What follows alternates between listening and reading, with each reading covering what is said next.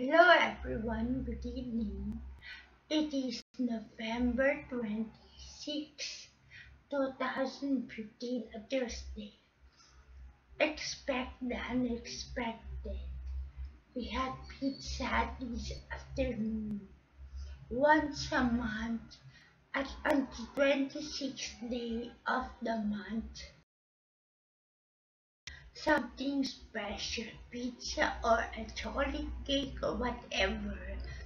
Because it is the monthly pension of my mother.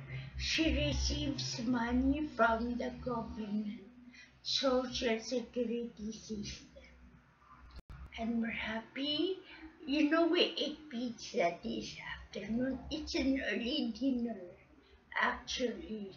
Yeah, we just had a light dinner afterwards. But now we had pizza first. So nice. Family bonding. I ate pizza with everyone in the family. My mother, my father, my nephews, my nieces, and my grandnephew. That's nice. As a wheelchair user, family presence is important. Y- Yes.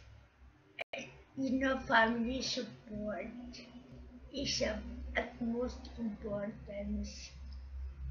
Thank you. Okay, and have a good day. Bye.